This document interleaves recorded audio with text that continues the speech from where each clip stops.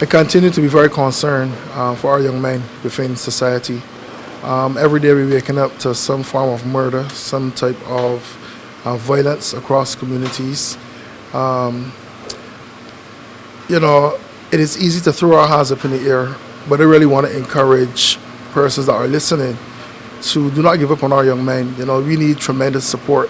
A lot of the issues that plague young men stem from the home, they stem from the education system, they stem from mental health challenges, and the reality is that a number of these things are not being addressed in a holistic way, and they're being addressed in small pockets of the society. I know government is doing its part, but it has to be an all-country approach. It has to be an approach where NGOs, churches, businesses, everybody must get on board. I think that we really need to understand the root causes.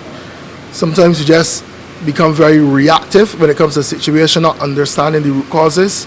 And if we don't understand the root causes, it's very easy for us to focus on the fruit and not the root, and therefore we would not really have the behavior change that we would really like to see across the communities.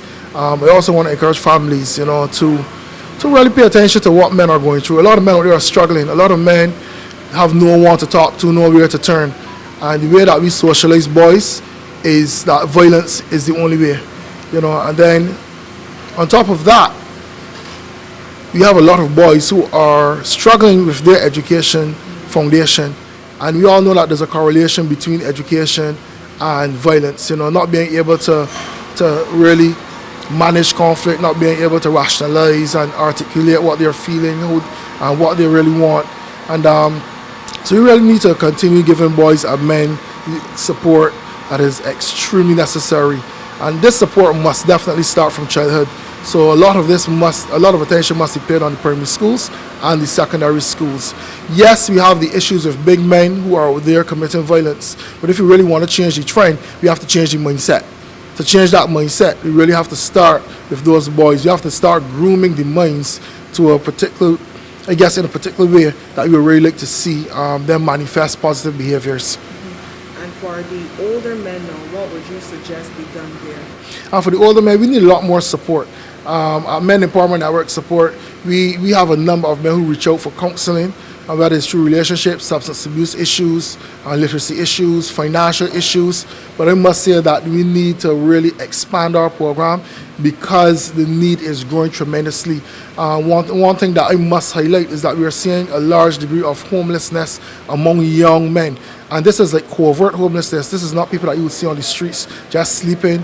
These are people who have no fixed place of abode, who may go out someone, just have a shower in the morning, and they look extremely well dressed, well groomed, but they don't have anywhere to go. So there are a number of young men who are homeless, who have nowhere to turn. And if somebody's hungry, if somebody is unstable, they will lash out. And these things result in a number of the negative behaviors that we see.